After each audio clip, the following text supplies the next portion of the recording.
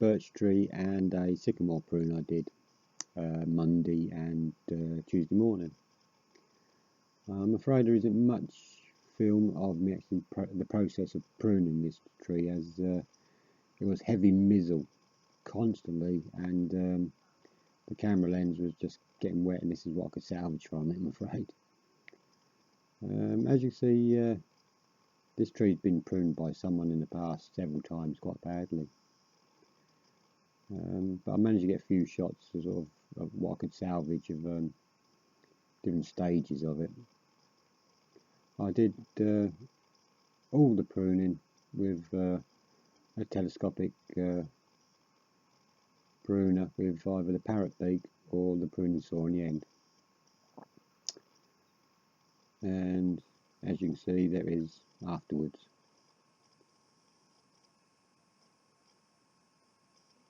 Which I was quite pleased with the results, but birch, like cherry really, once they've been pruned, they never look right, never will ever again. And this is what came off it. It's actually quite a lot. Places I took probably 7-8 feet off the top of that. And there he is again. I decided this time I'd actually decided to prep some of the wood before I started chipping, as sometimes I tend to start chipping and just prep as I go. And there was some nice decent lumps. There was a few bits I salvaged out to keep for next year for some small logs.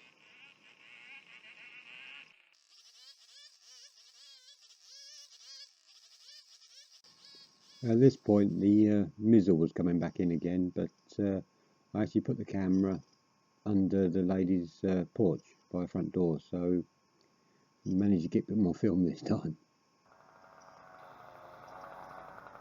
Luckily her bin was empty, so I took advantage of that and filled the bin up. As you can see, it's getting, the mizzle's turned into drizzle now. It turned out quite a damp old day really.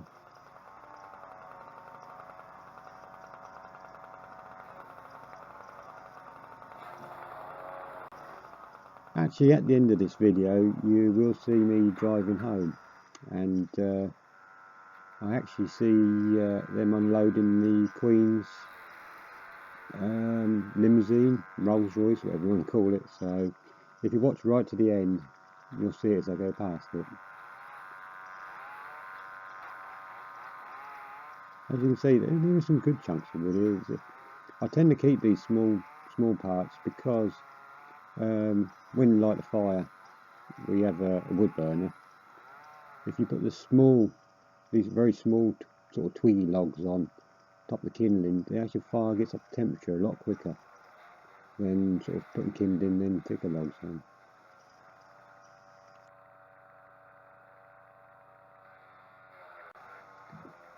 As you can see, it's getting fairly damp now, and I was getting a bit chilly.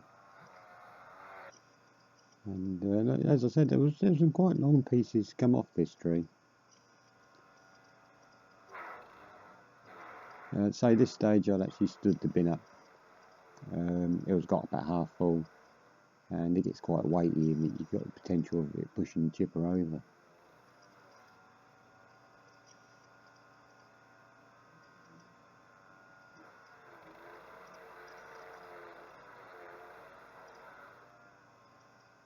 So I actually started this job 8 o'clock Monday morning, worked till 4, and then back again 8 o'clock Tuesday morning, and was all done by 1 o'clock, and that's both trees.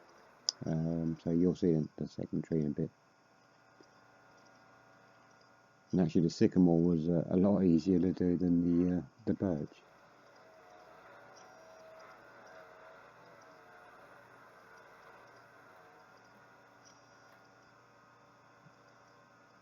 As there's what I call bonus of the job. A few logs I sort of salvaged out, and there it's all chipped up. So everything that I cut off was either logs or it's in that bin, or the bit that overflowed and is on the ground, which I bagged up and I took. And here's the sycamore in the back garden. And again, this one's been badly pruned. But I look at it several times and it's very one-sided. Here you can actually see the process of what I'm doing. Got the parrot beak on the pruning pole. I tend to sort of go round the outside, sort of spiral my way up, trimming, and try to cut back to sort of growth points where you can, but you can only be so fussy sometimes.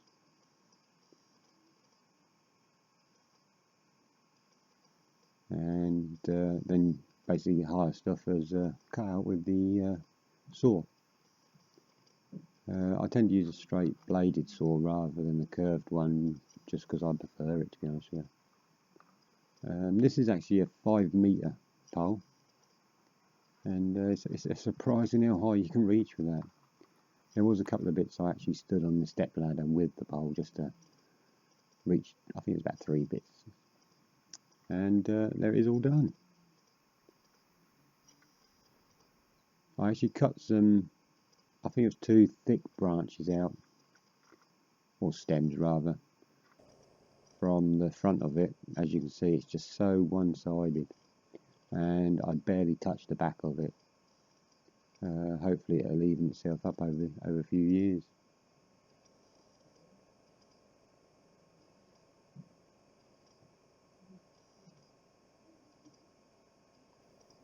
And here's all the wood. Again, I managed to salvage a few bits out of it, but this is all prepped now, ready for the chipper. I had to take the waste with me on this one, so that's why it's going straight into the bags. And actually, sycamore isn't the hardest wood, but it's reasonably hard wood, and the chipper, it seemed to love it. It sort of it went through the chipper like there's no tomorrow. And there was some good sized pieces went through there.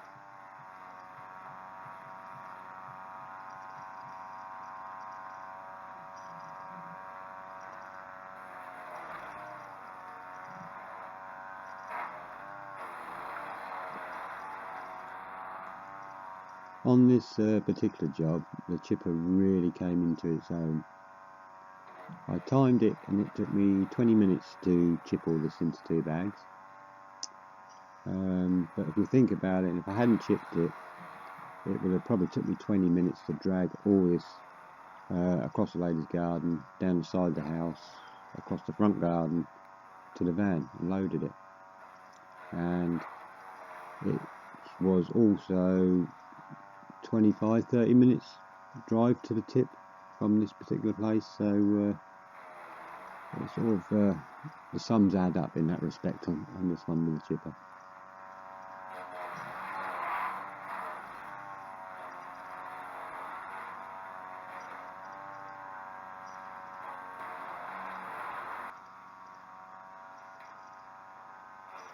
This was actually quite a nice job to do. Very peaceful, and it's not a sort of job that you rush.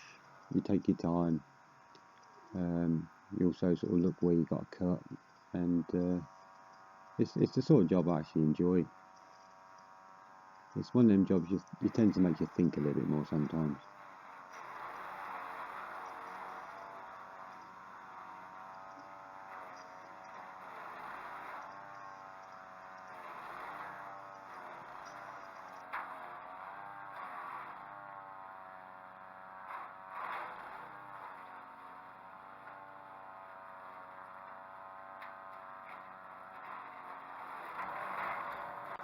And this is the end result. I chipped it pretty fine, and like I say, all that is gone in 2 bags, and like I say, they're only sort of 2/3 full. And that's everything in the van. 2 bags, the bonus wood on top, chip back in. So I actually went and did another job for an hour or so before on my way home. So job was good. And so if you watch the end of the video, you'll see on my drive home I drove through Sandringham because it was the quickest route home, and you'll see them unloading the Queen's car, which I think she's due here in a day or two, I think.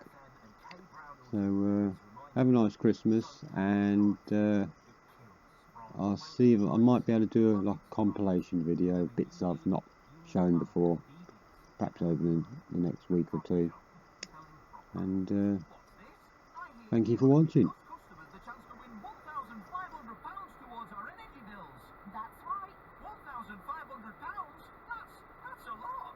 Yep, and 10 lucky customers can win it. Just search Eon Nice Little Extras to find out how to enter. Results! Win £1,500 and look out for more prizes and discounts coming up. All nice